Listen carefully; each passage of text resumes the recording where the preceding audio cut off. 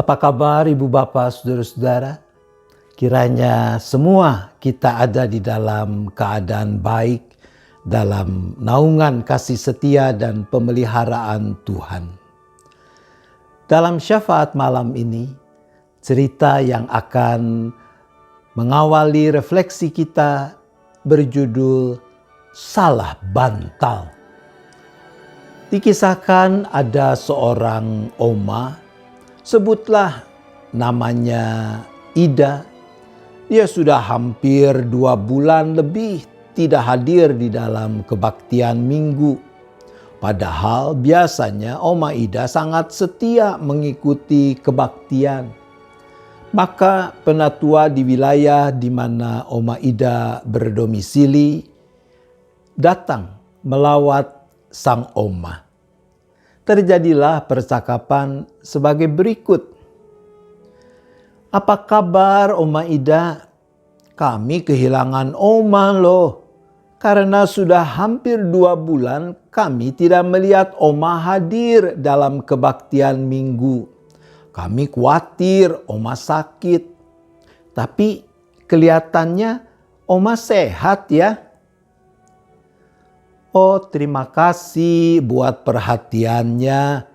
Puji Tuhan, saya selama ini dalam keadaan sehat. Wah, syukurlah kalau Oma sehat. Tapi ngomong-ngomong, kok sudah hampir 2 bulan ini kami tidak melihat Oma dalam kebaktian minggu. Apa Oma ada kesibukan lain? Apa yang bisa kami bantu, Oma? Ditanya begitu, Oma Ida mulai terseduh. Dan setelah ditenangkan, penatua itu bertanya, "Ada apa, Oma? Ceritakanlah apa yang membuat Oma jadi sedih seperti itu." Lalu Oma Ida mulai cerita. Begini, sekitar 2 bulan lalu, Oma mengantar cucu Oma ke mall untuk membeli perlengkapan sekolahnya. Lalu, Oma melihat Pak Pendeta ada di depan Oma.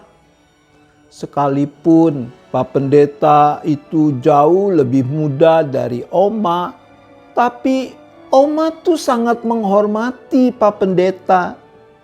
Maka Oma menghampiri Pak Pendeta yang saat itu memang sedang bicara di handphonenya. Oma mau bikin kejutan. Oma menepuk bahunya dan menyapa dia. Pak Pendeta menoleh pun tidak. Malah dengan lambat dia memutar badan dan meletakkan telunjuk di bibirnya. Oma tersinggung.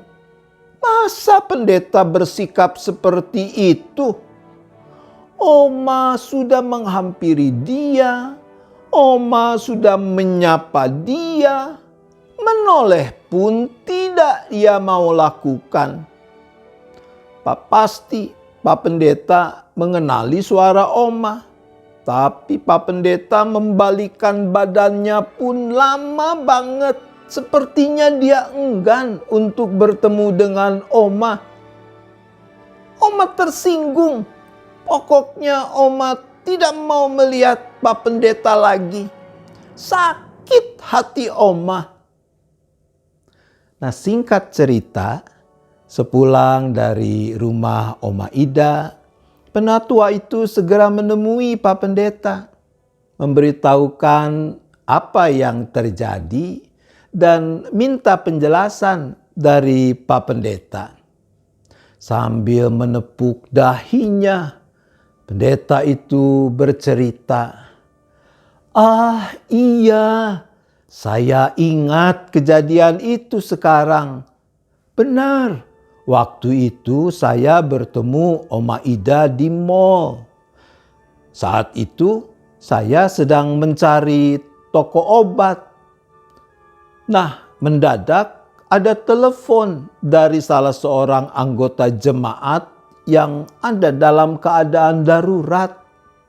Anggota jemaat kita itu rupanya sedang depresi dan menelpon saya, memberitahukan bahwa dia sudah putus asa dan berencana untuk bunuh diri.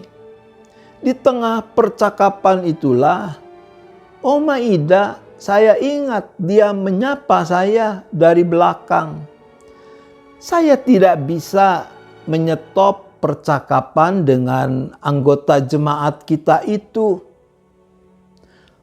Tapi kenapa Pak Pendeta tidak menoleh waktu disapa Oma Ida? Itu yang membuat dia tersinggung. Kan mestinya Pak Pendeta bisa menoleh dan sekedar mengangguk, tersenyum. Itu cukup buat Oma Ida. Nah, itu dia, kata si pendeta. Saya tuh baru salah bantal. Jadi leher saya kaku dan sakit, tidak bisa dipakai untuk menoleh.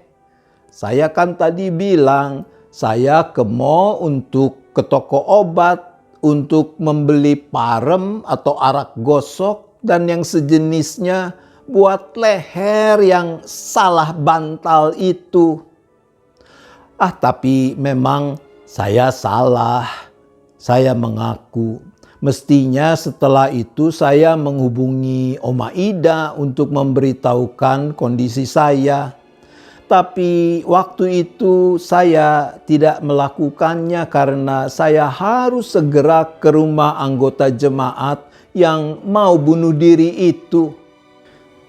Dan setelah itu karena kesibukan pelayanan lainnya, saya malah lupa untuk menghubungi Oma Ida.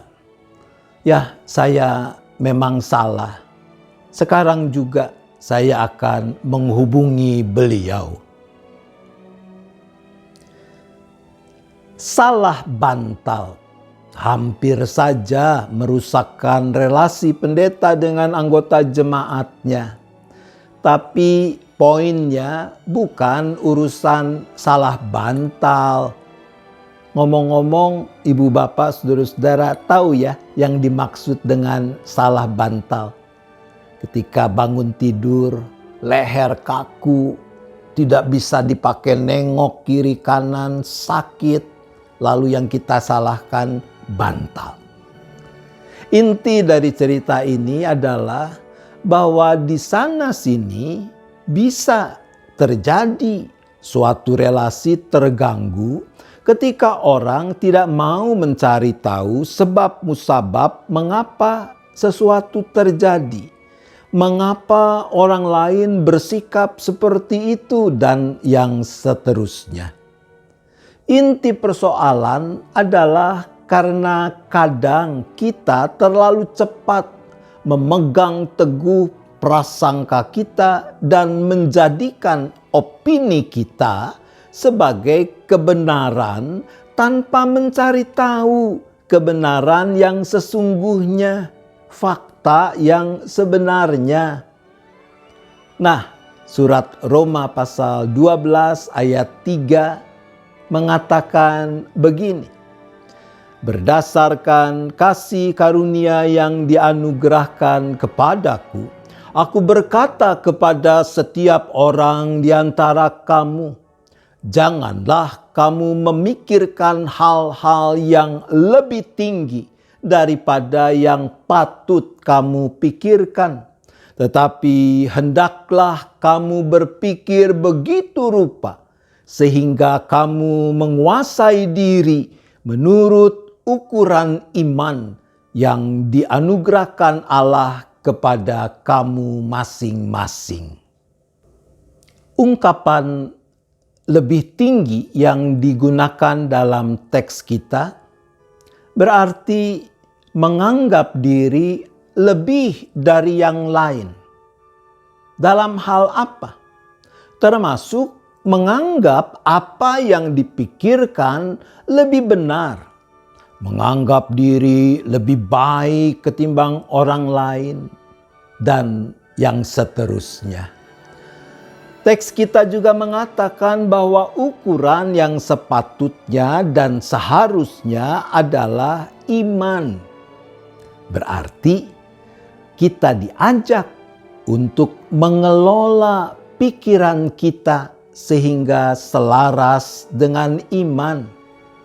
Berarti tidak mudah menyimpulkan sesuatu sebagai benar menurut apa yang kita pikirkan tanpa memeriksa dan menguji kebenaran yang sesungguhnya. Nah, kalaupun pikiran kita, apa yang kita pikirkan memang benar, maka kita juga mengujinya. Apakah itu selaras dengan iman kita di dalam Tuhan Yesus Kristus? Tidak mudah, saudara-saudaraku. Tapi itulah yang dikehendaki Tuhan tentang bagaimana kita mengelola pikiran kita agar nama Tuhan makin dipermuliakan. Rugi banget kan kalau sampai merasa sakit hati, tersinggung, lalu tidak ke gereja berminggu-minggu. Padahal penyebabnya adalah karena si pendeta salah bantal. Amin. Mari saudara-saudara kita kembali bersyafaat. Bapa di sorga yang di dalam Yesus dan persekutuan Roh Kudus, kami percaya Engkau ada, Engkau hadir bersama kami karena Engkau adalah Allah yang Maha Ada. Kami mohon pengampunan. Sekiranya di sana-sini kami masih suka menganggap pikiran kami sendiri sebagai yang paling benar. Dan karena itu kami curiga kepada orang lain, kami kecewa kepada orang lain, kami marah kepada orang lain, dan yang seterusnya.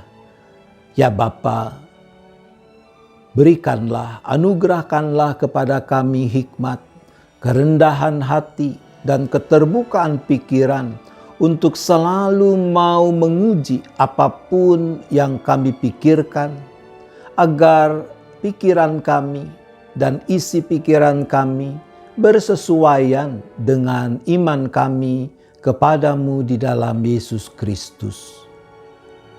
Bapa, saat ini kami juga berdoa, memohonkan kiranya Tuhan, Engkau yang berkenan memberikan hikmat kepada para pemimpin, baik di negeri kami di Indonesia, bahkan di seluruh dunia, untuk mengupayakan pulihnya perekonomian tanpa mengabaikan upaya mengatasi pandemi COVID-19. Dan biarlah segenap masyarakat boleh mendukung upaya-upaya yang dipikirkan, direncanakan, dan dilakukan oleh pemerintah itu.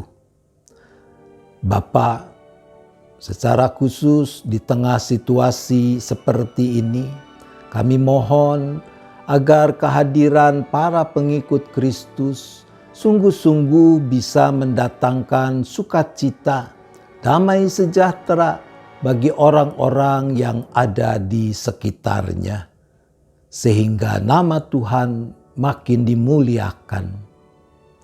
Sebentar lagi kami akan beristirahat, maka kembali kami mohon penyertaan Tuhan dalam istirahat sepanjang malam ini.